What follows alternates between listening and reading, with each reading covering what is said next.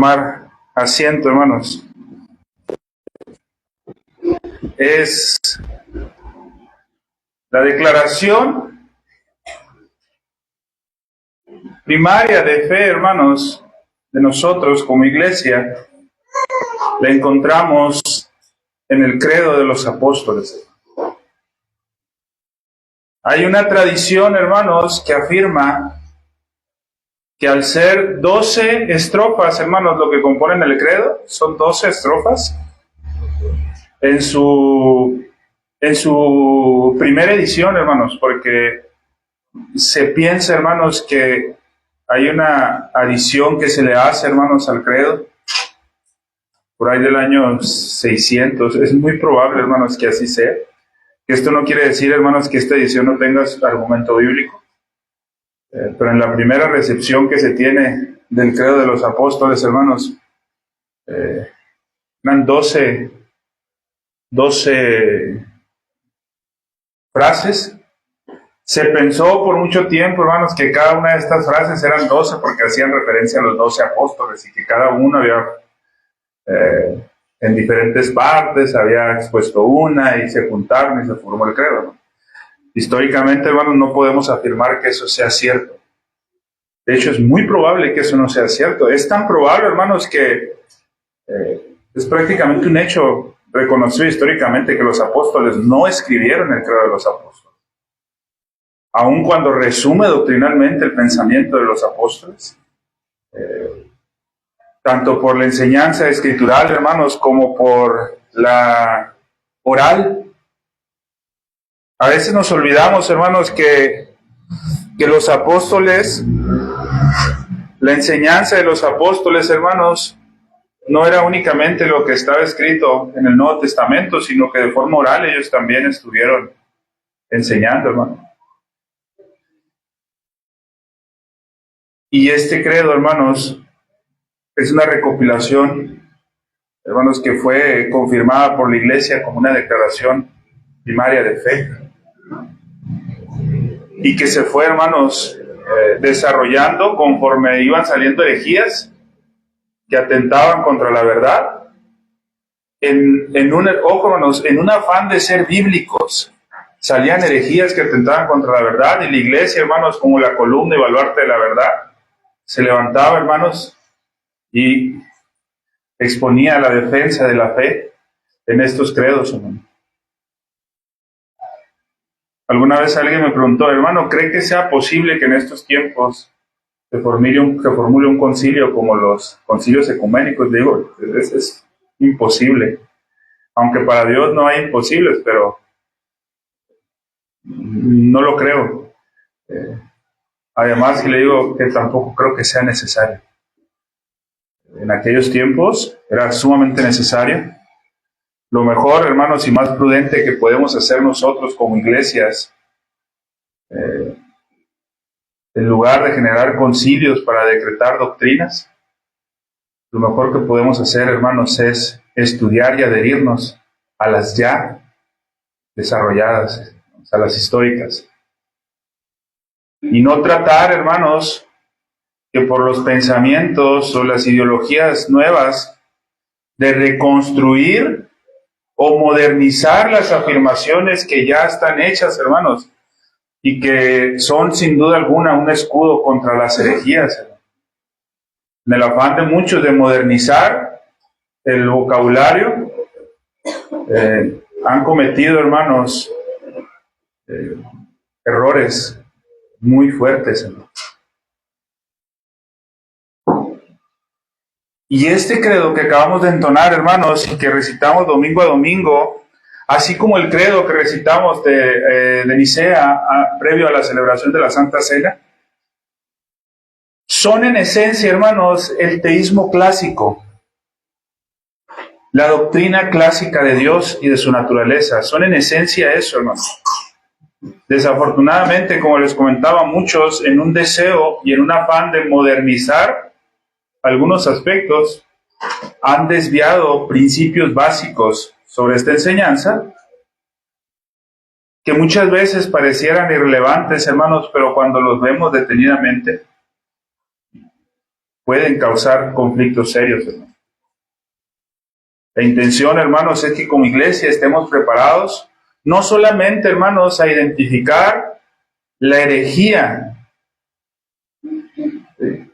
sobre todo la herejía en la que aparece como respuesta en algún sentido la reforma protestante, hermanos, porque muchos hacen eso, hermanos, sino también, hermanos, poder por la misericordia de Dios capacitar a la iglesia, hermanos, para que pueda, ojo, no para tachar, sino para protegerse de aquellas verdades que están chispeadas, como les decía el otro día, de falsedad, y que se levantan como con una bandera, hermanos, de defensa a la verdad, pero no son otra forma más que otra cosa, más que otra forma de mostrar el error, hermanos.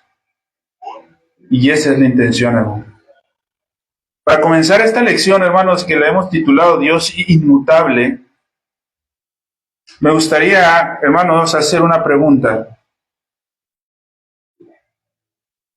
Dios cambia, hermanos. ¿Será posible que Dios cambie? Hermanos, de forma sencilla yo podría responder, no, hermanos, Dios no cambia. Hace unos años, en las conferencias que se van a estar dando ahora en Arizpe, me tocó compartir una enseñanza sobre los atributos de Dios y exponíamos sobre la perfección divina de nuestro Dios como todopoderoso. Y enseñábamos, hermanos, que la razón por la que Dios no cambia es porque es todopoderoso. Si Dios cambiara, entonces no sería todopoderoso. A veces, hermanos, entendemos a Dios o buscamos entenderlo en un lenguaje literalmente humano. Y muchos, hermanos, podrían afirmar, Dios no peca porque no quiere. No, hermanos. Dios no peca porque no puede pecar. ¿Y eso será contrario a que sea Él todopoderoso? No, hermanos. De hecho, porque es todopoderoso, no peca y no puede pecar. Entonces, la razón por la que Dios no cambia también, hermanos, es porque es todopoderoso. La respuesta, hermanos, que nosotros tengamos sobre esta afirmación, sobre si cambia Dios o no, debe darnos mucha luz sobre la controversia entre el teísmo clásico, es decir, la doctrina clásica de Dios, y lo que comentábamos en clases pasadas, hermanos, que el pastor Dolezal llama como teísmo mutualista.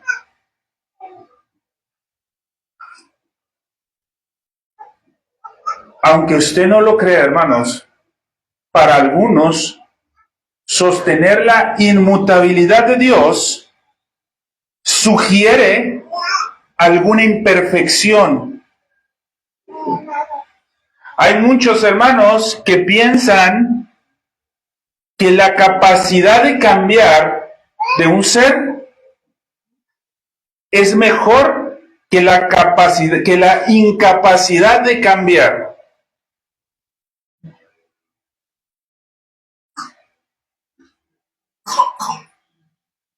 Hermanos, muchos piensan que lo que le ha permitido al ser humano vivir hasta este tiempo es la capacidad que ha tenido el ser humano para cambiar y adaptarse a diferentes situaciones en la vida. Y suena hasta como un cliché filosófico, hermanos, ¿verdad? Si no te adaptas a los tiempos, te quedas atrás. Y esa misma idea, hermanos, ¿sí? Hermanos, si usted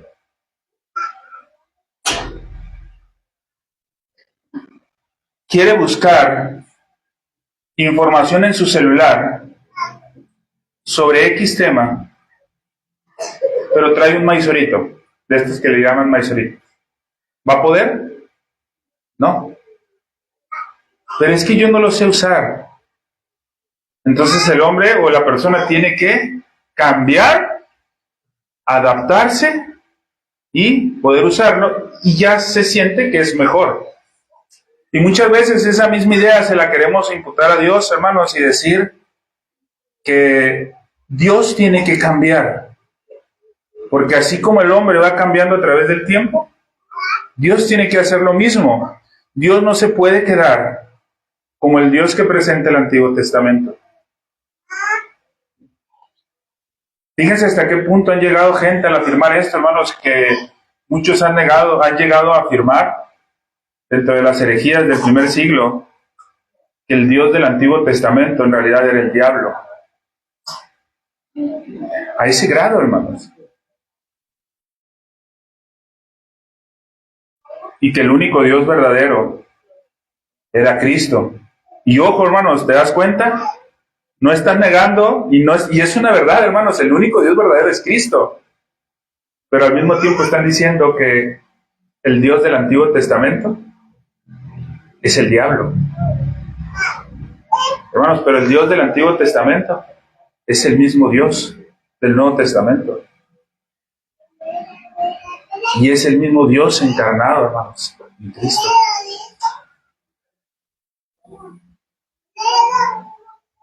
Debido a esto, hermanos, algunos creen que como Dios es perfecto, debe reconocerse el que sea cambiante en algunos aspectos significativos, hermanos. Hay un teólogo llamado Burton Cooper que afirma que la perfección de Dios reside en la cualidad de respuesta relativa más que en la prioridad del acto absoluto. Y vean, hermanos, la herejía que muestra esto, que dice este hombre Cooper. La perfección de Dios reside en la calidad de la respuesta relativa, más que en la prioridad del acto absoluto. Este pensamiento, en referencia a la perfección de Dios, excluye a lo que nos conocemos y anteriormente hemos estudiado la simplicidad de Dios.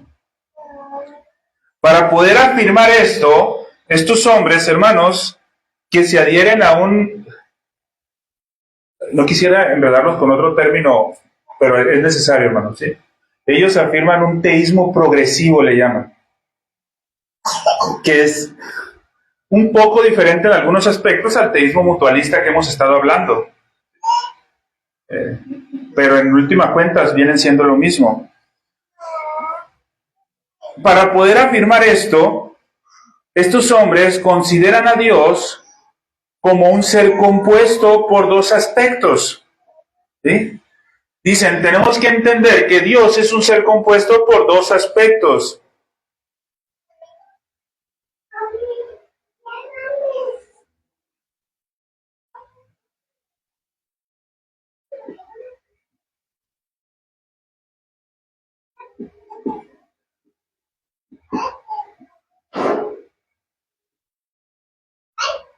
Dicen, hermanos, tenemos que entender la naturaleza de Dios como un ser absoluto y un ser relativo. Esto permite, hermanos, que la identidad de Dios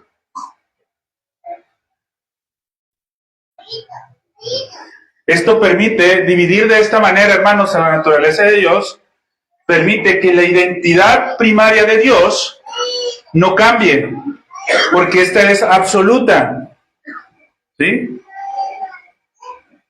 Y de esa manera, esa identidad permanece constante, ¿sí? Y auténtica. Pero una parte de él está en desarrollo, ¿sí? Esta parte relativa, hermanos, la encuentra en desarrollo.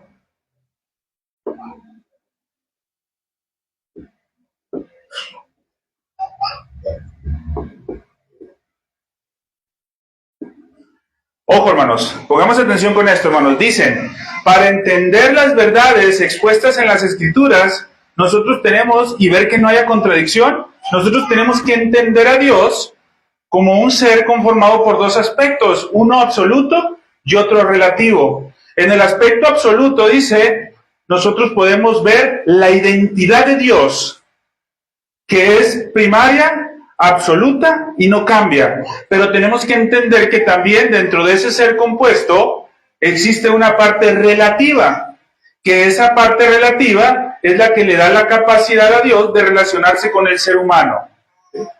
Entonces, ¿por qué el pecado entró al mundo? Porque Adán pecó y la ira de Dios se manifestó en ese momento. ¿Por qué? Porque Dios es relativo. Una parte de su ser es relativo.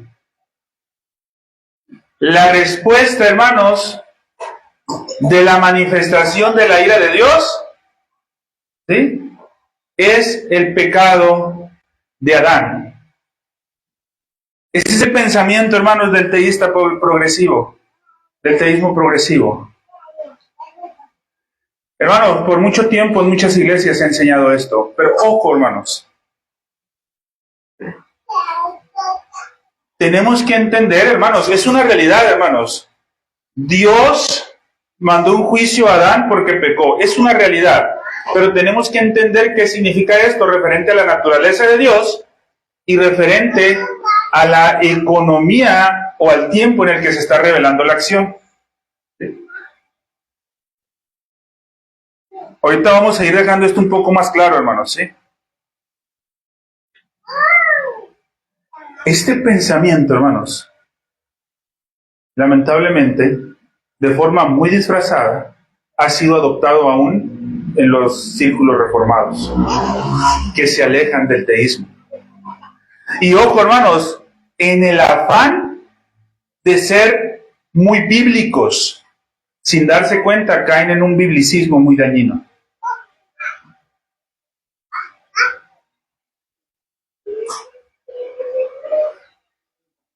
Es claro, hermanos, esto lo presentan aquellos, como por ejemplo, hermanos, nomás para nombrarle algunos, que quizás algunos lo van a identificar, este pensamiento, hermanos, de esta manera, ubican a Ario, ya lo hemos visto, hermanos, él pensaba esto. Ubican a Pelagio, él pensaba esto. Hermanos, Arminio estuvo a nada de caer en esto. Sus seguidores, los remonstrantes, cayeron en esto.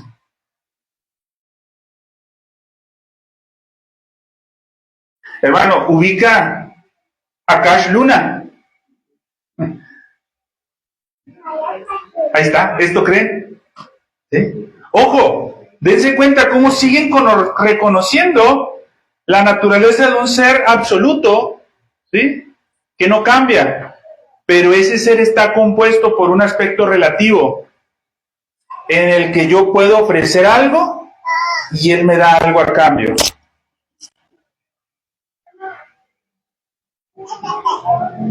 Da dinero y él te lo va a regresar en bendiciones.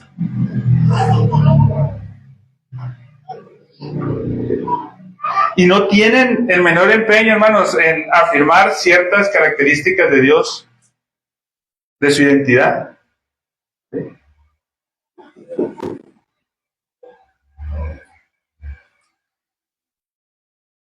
Entonces, dentro de los círculos de reformados, hermanos, que es donde también tendríamos que poner atención, en lugar de llamarles relativos, ¿sí?, para cambiar el término,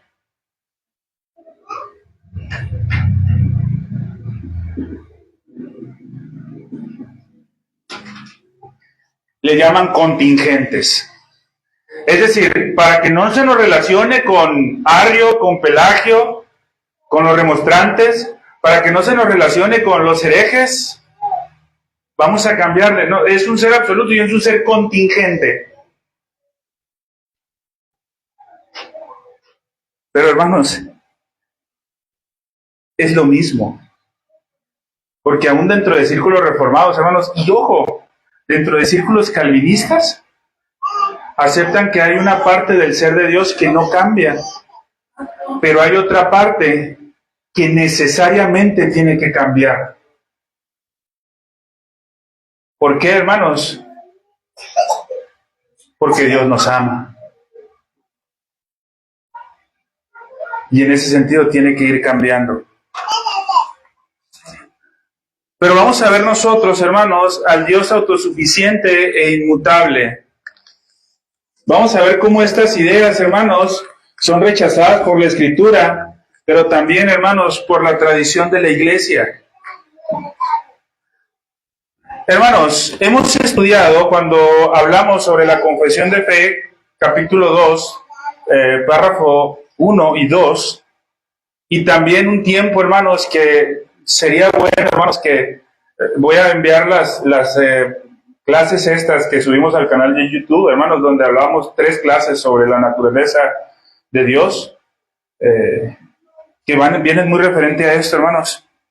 Pero estudiábamos que nada en el ser de Dios es derivado o causado para que Dios llegara a ser lo que es.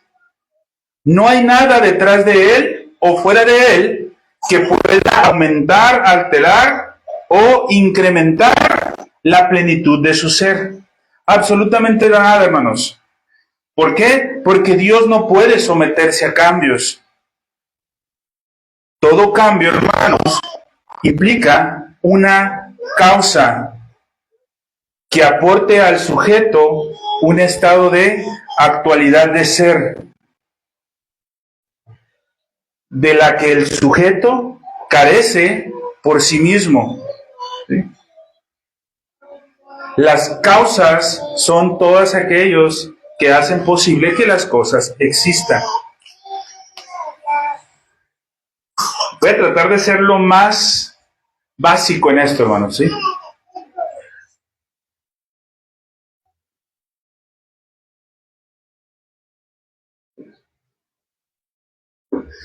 Tenemos, hermanos, en la naturaleza, tenemos acto y potencia.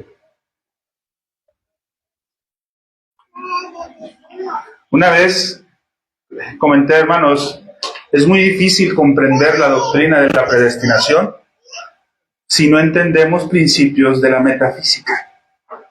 Y ahorita me voy a meter en un poco de complicaciones, hermanos, tratando de explicar algunos principios de metafísica lo más sencillos que se pueda.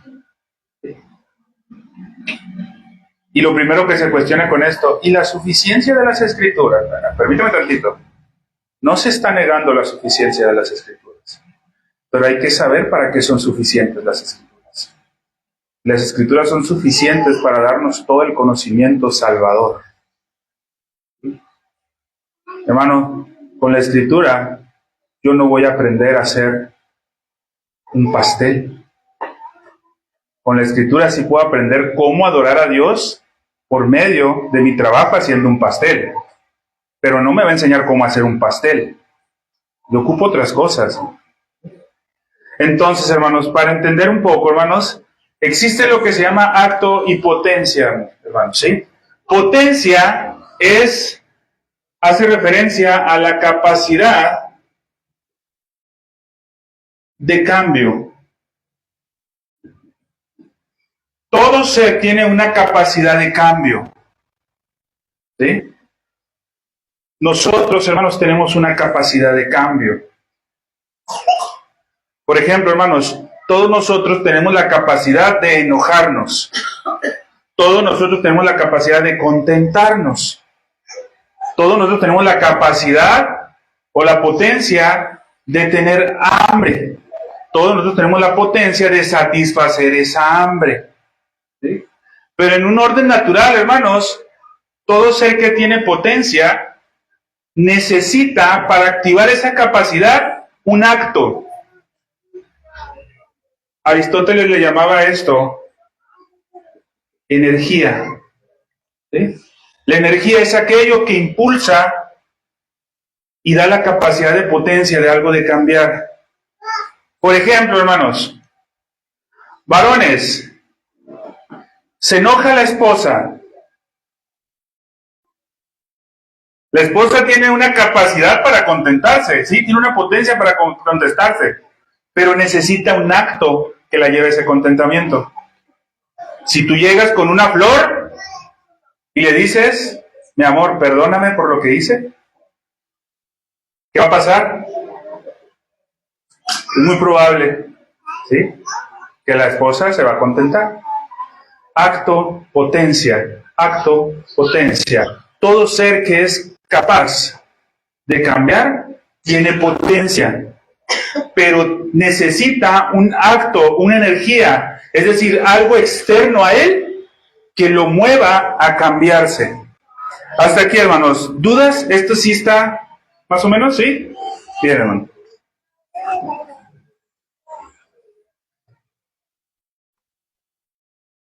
Hermanos,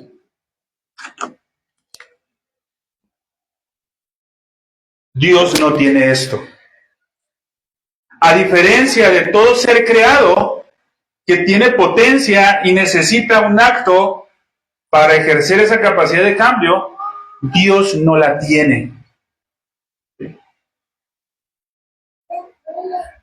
En una secuencia interminable hacia atrás, ojo hermanos, un pagano, Aristóteles, dijo, en una secuencia interminable de actos sobre potencia, debe de haber un acto puro. En una secuencia interminable debemos de llegar a un punto necesariamente que existe un acto puro. Es decir, un acto que va a generar potencia, pero que ese acto no puede tener potencia dentro de sí mismo. Aristóteles le llamó así. Tiempo después, hermanos, Tomás de Aquino, en su Suma Teológica, en la primer vía para demostrar la existencia de Dios, no es cierto, es la segunda, creo que fue la segunda vía para demostrar la existencia de Dios, dijo, eso que ustedes conocen como acto puro, es Dios. Ese ser que no puede someterse a cambios, ya que todo cambio implica una causa que aporta al sujeto una actualidad de ser, ese ser que no ocupa ese acto, es Dios. Por esa razón, hermanos, Dios es totalmente incausado. Dios es autosuficiente en la plenitud de su ser. Por lo tanto, hermanos, Dios no puede ser movido a alguna otra actualidad de su ser.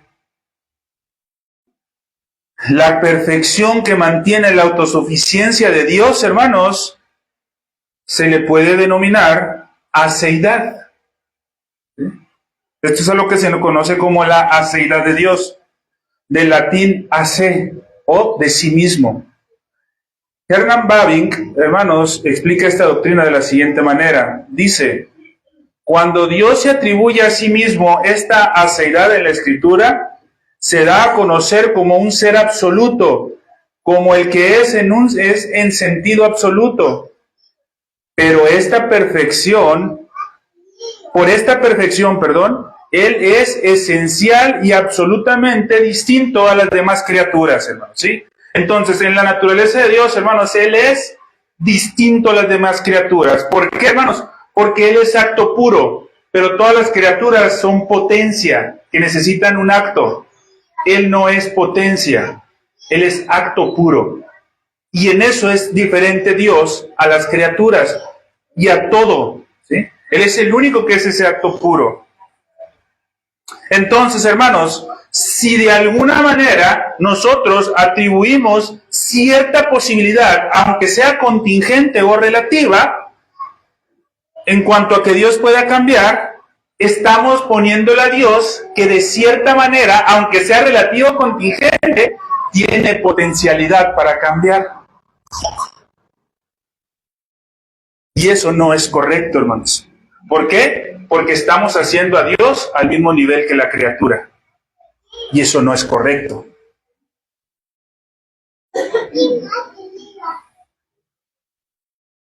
Stephen Charnock, hermanos, tiene un libro buenísimo sobre los atributos de Dios, este hombre.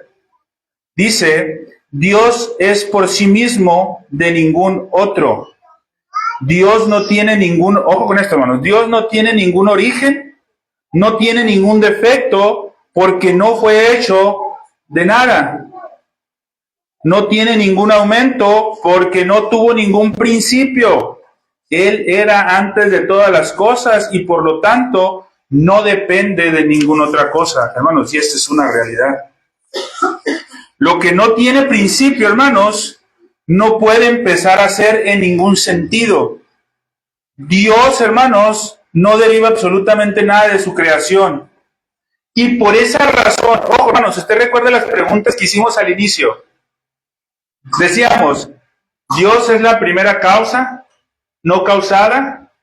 Y en la segunda parte decía, si usted recordará, pero solo Dios se causa a sí mismo. Ahí estaba el error, hermanos. Esa frasecita echaba a perder toda la afirmación. Hermanos, las preguntas, las afirmaciones que hicimos estaban con la intención, hermanos, de presentar verdades con pequeñas chispas de mentira. Para poder, hermanos,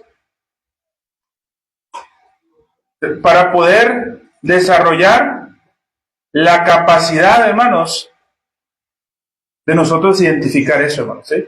En ese sentido, hermanos, Dios no es causado ni siquiera por sí mismo. Porque algo que sea causado necesita tener potencia. ¿Sí? Y Dios, hermanos, no tiene potencia. Afirmar la seidad de Dios, hermanos, significa afirmar que Dios es exclusivamente de sí mismo, no en el sentido de ser autocausado, ¿sí? Sino en el sentido de ser en sí mismo quien es desde la eternidad y no llegar a ser. Entonces, hermanos,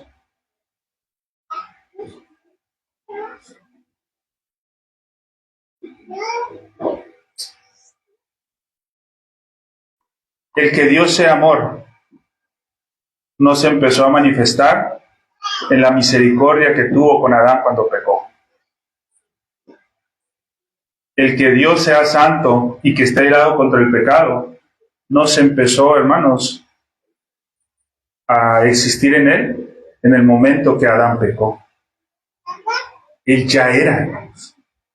Antes de que Adán pecara, ojo, hermanos, antes de que Adán pecara, Dios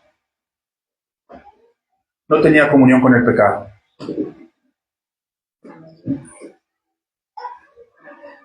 La idea central, hermano, de las preguntas que le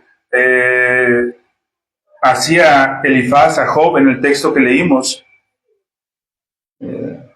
Elifaz en el Job 22, versículo 1 al 4, dice, respondió Elifaz, Temanita, y dijo, ¿traerá el hombre provecho a Dios? Al contrario, para sí mismo es provechoso el hombre sabio. ¿Tiene contentamiento el Omnipotente en que tú seas justificado? ¿O provecho de que tú hagas perfectos tus caminos? ¿Acaso te castiga o viene juicio contigo a causa de tu piedad? Hermanos, estas preguntas, la idea central es que Dios no está obligado con el hombre, porque Dios no puede recibir nada del hombre, hermanos.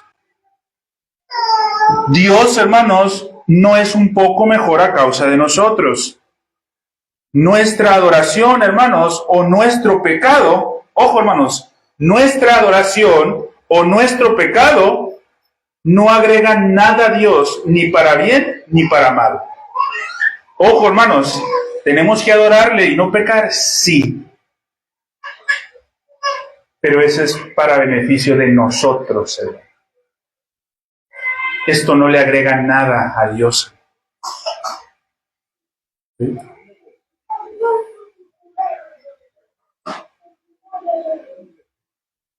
Dios, hermanos, no es tocado ni movido por su creación, ya que tocar o mover transmite o transmitiría cierta actualidad.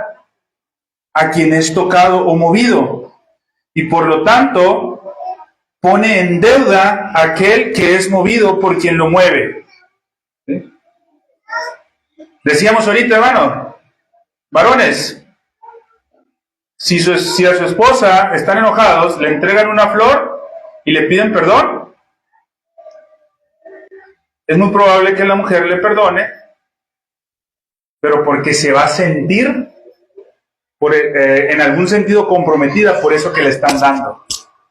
Va a haber algo externo que la va a mover a eso. Ponemos el mismo ejemplo, hermanos, de que si los varones... bueno, no, ese ejemplo no, porque eso casi no pasa. Mejor voy a poner otro ejemplo. Que si las hermanitas hacen enojar al varón. A ese sí pasa más seguido, ¿verdad, hermana? Lo bueno que no escucho bien. Hermanos, pasa por alguien externo. ¿Sí?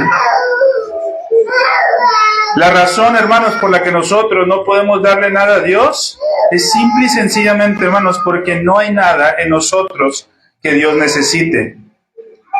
Hermanos, Dios nos da, pero al momento de darnos, Él no se desprende de nada. ¿Sí?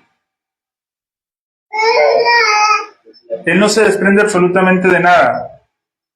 En consecuencia, pues nosotros no podemos darle nada, porque Él ya lo tiene todo. Es decir, hermanos, Dios me ama, y en respuesta a ese amor de Dios, yo tengo que obedecerle, porque si no le va a faltar ese amor que Dios me dio. No, hermano, no le falta nada, Él sigue siendo perfecto. Aun cuando da amor, Él sigue siendo perfecto.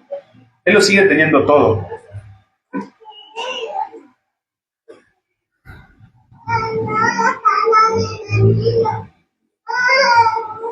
Es una realidad, hermanos, que la gloria de Dios, ojo, la gloria de Dios no se incrementa, hermanos, cuando nosotros le glorificamos. Para nada, hermanos, ni así. La gloria de Dios no se incrementa nada. ¿Tenemos que glorificarlo? Sí, pero la gloria de Dios no se incrementa en nada. Porque Él ya es perfecto, hermanos. Él no necesita ser más glorificado. Él ya está glorificado totalmente. Su perfecta plenitud de amor, hermanos, no se intensifica porque nosotros le obedezcamos, hermanos. Es decir, hermanos, si tú crees que en este momento Dios está sumamente contento, a diferencia del fin de semana pasado, porque hoy estás aquí, para nada. Dios sigue siendo inmutable. Hermanos, le decíamos ahorita, incluso su odio intrínseco e infinito por el pecado no se hace más grande por nuestras transgresiones, hermanos. Es decir, hermanos, si cada uno de los que estamos aquí pecamos, el odio de Dios por el pecado no va a crecer, hermanos. Ya es en su ser, hermanos. ¿Sí? Hermano, entonces, ¿Dios puede odiar? Vamos a ver ahorita más adelante cómo tenemos que entender esto, hermanos.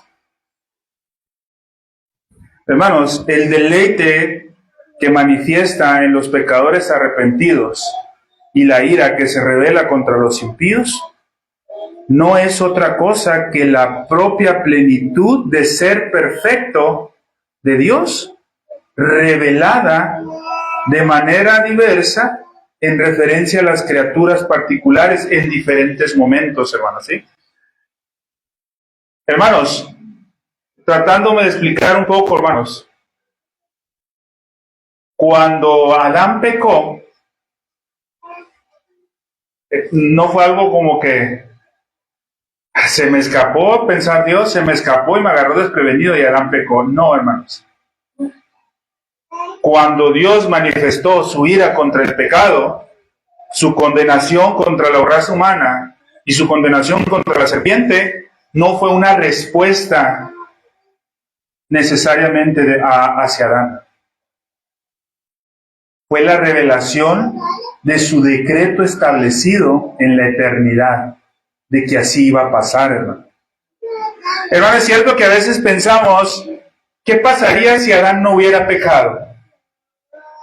Bueno, en primer es imposible eso. Adán tenía iba a pecar con seguridad. Estaba decretado que así fuera. ¿Sí?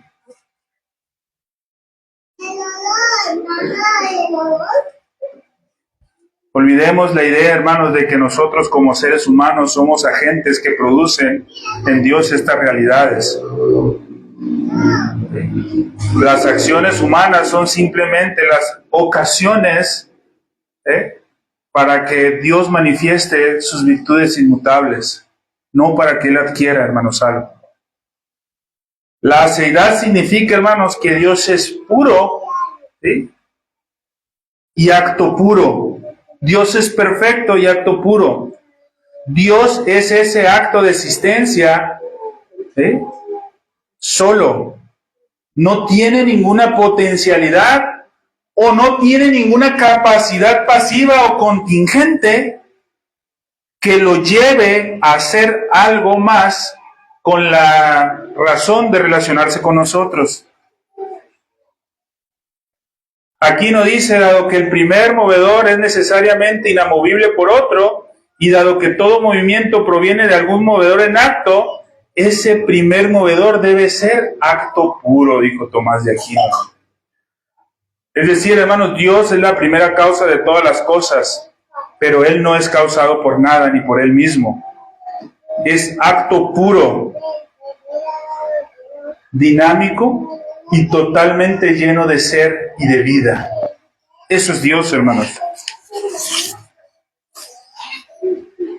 La aceidad divina y la afirmación de Dios como acto puro nos llevan a afirmar que Dios es inmutable, hermanos. Allí entendemos lo que significa que Dios sea inmutable.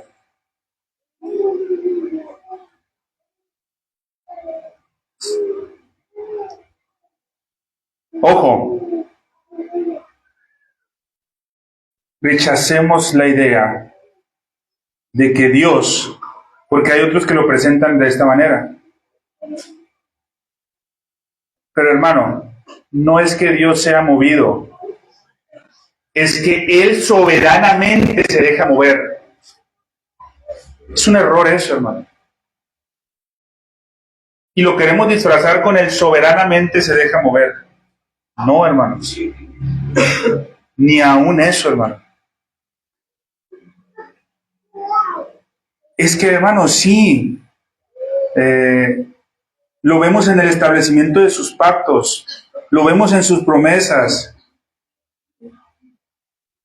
No, hermanos. Aún el establecimiento de sus pactos y sus promesas no es otra cosa más que la fidelidad de Dios a su ser.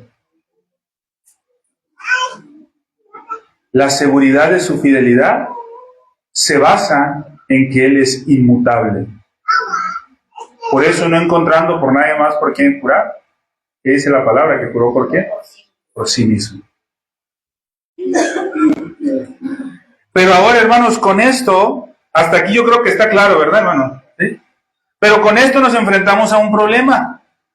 Los que afirmamos el teísmo clásico, hermanos, el confesionalismo histórico sobre el ser de Dios, ¿qué hacemos con el lenguaje de las Escrituras que describen a Dios con un lenguaje de experiencia o emoción humana?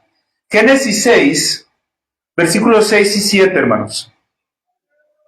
Vamos para allá. Génesis 6, versículos 6 y 7 dice: y se arrepintió, ojo, y se arrepintió Jehová de haber hecho hombre en la tierra, y le dolió en su corazón. Y dijo Jehová: rearé de sobre la faz de la tierra a los hombres que he creado. ¿Sí? Y a lo último dice en el versículo 7, pues me arrepiento de haberlos hecho. Deuteronomios capítulo 9, versículos del 7 al 8 dice: acuérdate, no olvides que has provocado la ira de Jehová tu Dios en el desierto. Acuérdate que has provocado la ira de Jehová tu Dios en el desierto. Desde el día que saliste de la tierra de Egipto hasta que entregaste en este lugar. Habéis sido rebeldes a Jehová. Y luego dice, versículo 8, en Horeb provocaste a ira a Jehová. Y luego dice, y se enojó Jehová. contra vosotros. Otro más, hermanos, 1 Samuel 15:11. Dice, hermanos, Dios, Jehová, me pesa haber puesto por rey a Saúl, porque se ha vuelto en pos de mí y no ha cumplido mis palabras. Y se apesadumbró Samuel y clamó a Jehová toda aquella noche. Entonces, hermanos, esto es solo por decir algunos, hermanos. Hay muchos más. ¿Sí? ¿Estamos de acuerdo? Hay muchos más. Con una simple lectura de estos pasajes, hermanos, nosotros, ¿qué podríamos concluir? Con una simple lectura, inmediatamente pudiéramos concluir, hermanos, que Dios se arrepiente, que Dios experimenta dolor en su corazón, que Dios se lamenta, inclusive el arrepentimiento de Dios es con pena, que Dios puede ser provocado a ira. Con una simple lectura, hermanos, ojo, estábamos leyendo pasajes de la Biblia, no de un otro libro. Con una simple lectura nosotros podríamos afirmar eso. ¿Qué podría impedirnos afirmar o suponer automáticamente estas cosas? Pero hermanos, ojo, en la misma escritura, y para no irme tan lejos, hermanos, me voy a quedar en 1 Samuel 15, todos estemos en 1 Samuel 15. En el 11 dice, me pesa haber puesto por rey a Saúl. Presenta a Dios como manifestando una emoción. Pero que no explicábamos ahorita que él no puede. ¿Sí? En el versículo 29 de 1 Samuel 15 dice, además, el que es la gloria de Israel no mentirá, ni se arrepentirá, porque no es hombre para que se arrepienta. Entonces, hermanos, ¿qué hacemos nosotros con los textos de la Escritura que afirman, por un lado, que Dios se arrepiente, pero por otro que dicen que Dios no se arrepiente? ¿Cuál fue la solución, hermanos, automática que dieron muchos? Pues entonces hay que dividir el ser de Dios en uno absoluto y en un contingente. Y de esa manera, pues no hay contradicción. ¿Sí? Entonces, dicen, Dios se arrepiente en su ser contingente, pero Dios no se arrepiente en su ser absoluto. ¿Se dan cuenta? Para muchos esto es correcto, hermanos. Pero eso, hermanos, sería hacer a Dios un ser con potencia. Y hacer a Dios un ser con potencia lo hace ser igual que nosotros. Y la escritura en la que acabamos de decir dice, porque no es hombre para que se arrepienta. Entonces cae en contradicción, hermanos, ¿sí? Cae en contradicción. Entonces, mi hermano, ¿se arrepiente o no se arrepiente? ¿Se contradice la Biblia? De ninguna manera, hermanos. Debemos nosotros aprender a interpretar las Escrituras de forma correcta. ¿Sí?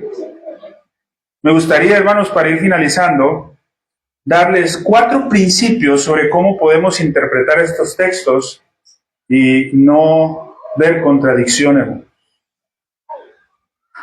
En una clase, hermanos, el pastor Richard Barceló nos dijo, tenemos que aprender a pesar textos, a pesar de peso, en lugar de contar textos. Hay muchos hermanos que se paran al frente y quieren hacer una predicación y ponen un mundo de textos, bombardean de textos. Pero aún bombardeando de textos, hermano, pueden presentar herejías o errores doctrinales. Tenemos que aprender a pesar los textos, hermano. Y ojo, esto no quiere decir, hermanos, que unos textos sean más importantes que otros, o esto no quiere decir que unos textos sí sean revelación y otros no. ¿Sí? No me voy a meter ahorita en las contradicciones, hermanos, de los textos inspirados y los textos que fueron adheridos a través del tiempo. No me voy a meter en esa contradicción o en esa controversia, hermanos, porque déjeme decirle que sí hay. Hay bastantes textos, hermanos, que muy seguramente fueron adheridos. Y no lo digo porque yo lo haya descubierto, hermanos, ¿sí? Sino porque hay muchos teólogos a través del tiempo, hermanos, de la iglesia, que han identificado esto. Entonces hay que aprender a pesarlos. Entonces, primero, hermanos, ¿cómo podemos cuidarnos de no cometer estos errores? ¿Sí? Primero, primer principio, hermanos, si traen que apuntar, anótele, hermano. Los pasajes que nos hablan sobre el ser o la naturaleza de Dios tienen prioridad sobre los pasajes que describen acciones de Dios. Es decir, hermanos, si yo encuentro 1 Samuel 15:11, que habla de una acción de Dios, y yo encuentro 1 Samuel 15:29, que nos habla de la naturaleza del ser de Dios, no estoy negando, hermanos, que estos dos pasajes sean inspirados por Dios. Los dos pasajes son inspirados por Dios. Los dos pasajes son infalibles. Pero como 1 Samuel 15:29 me habla de la naturaleza de Dios, ¿sí? Hay en un sentido en que en mi interpretación de Dios, este pasaje de 1 Samuel 15:29 tiene que tener más peso que 1 Samuel 15:11. Porque 1 Samuel 15:11 nos habla de una acción. Acá me habla de la naturaleza de Dios. Y todavía lo reafirma en la parte final, dice, porque no es hombre para que se arrepienta. No pienses que soy igual que tú. Él no es hombre. Entonces, el texto que narra o que nos habla de la naturaleza de Dios tiene que tener prioridad en cuanto a interpretación a los otros textos que nos hablan de las acciones. Segundo, hermanos, la Escritura usa las características físicas y las experiencias emocionales de la humanidad para enseñarnos acerca de Dios. Pero ojo, hermanos, no debemos equiparar el lenguaje humano usado para describir a Dios con Dios mismo. ¿Sí? Tenemos que tener mucho cuidado, hermanos, ¿sí? Todos estamos de acuerdo, hermanos, cuando se nos dice la mano de Dios y decimos, Dios no tiene mano. Todos estamos muy de acuerdo en eso. Pero cuando nos tocan las emociones, hermanos, el simple hecho de pensar que Dios no me ama de la forma en la que yo entiendo el amor, para muchos eso causa un conflicto tremendo. Pero la realidad, hermanos, es que para nada Dios me ama como yo entiendo el amor. Para nada, hermanos. Pero Dios me ama, pero no de la forma en la que yo lo entiendo. Entonces tenemos que cuidar eso, hermanos. No podemos equiparar el lenguaje humano para describir a Dios. Hermanos, aún esta palabra acto puro, aún esta palabra se queda corta con la naturaleza de Dios. Aún esto. De la misma manera, hermanos, estos textos que vimos acá. Ahora, tercero, hermanos, esto es importante. El lenguaje y el entendimiento humano no pueden abarcar quién y qué es Dios. Eso estamos totalmente de acuerdo, ¿sí? La revelación, hermanos, puede y lo hace, se acomoda a nuestras capacidades. Es decir, hermanos, aunque nosotros sabemos y reconocemos que Dios no puede arrepentirse porque va en contra de su naturaleza, la revelación nos dice que Dios se arrepiente. Ahora, hermanos, el que el lenguaje se acomode a nuestro entendimiento no hace que eso sea falso.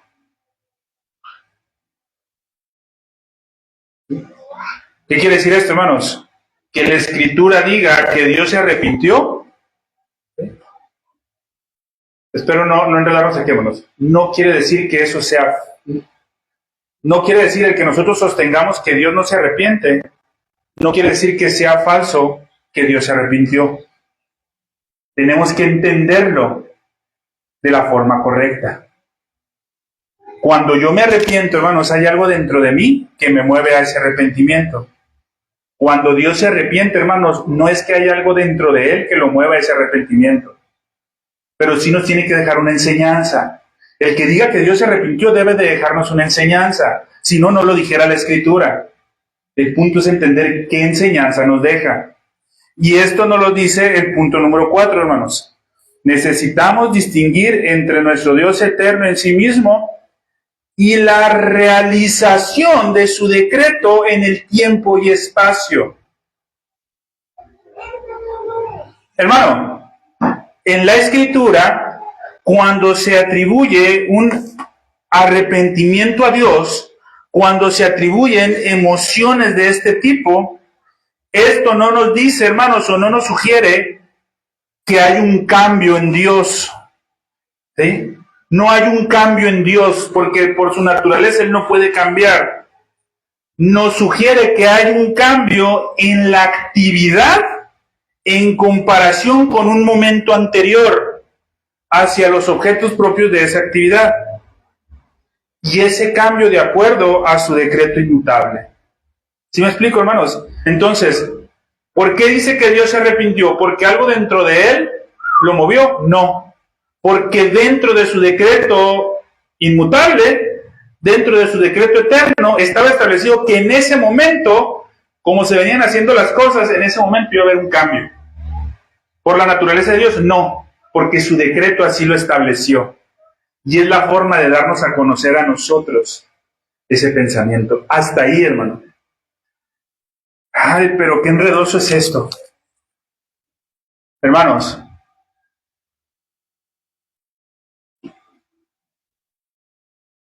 tenemos que aprender a aceptar nuestras limitantes en cuanto a la naturaleza de Dios. Tenemos que reconocer, hermanos, que Dios no es un ser compuesto. Tenemos que reconocer, hermanos, que porque estemos aquí, Dios no va a ser más adorado.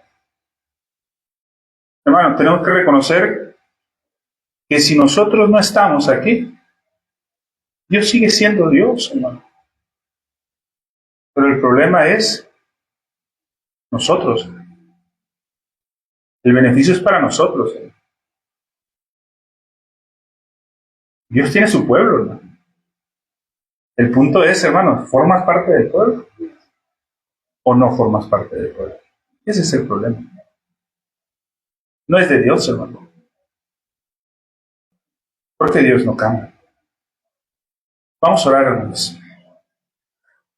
Padre Santo, Señor, gracias te damos, mi Dios, por este tiempo y la oportunidad que nos das de poder buscar, mi Dios, en lo humanamente posible.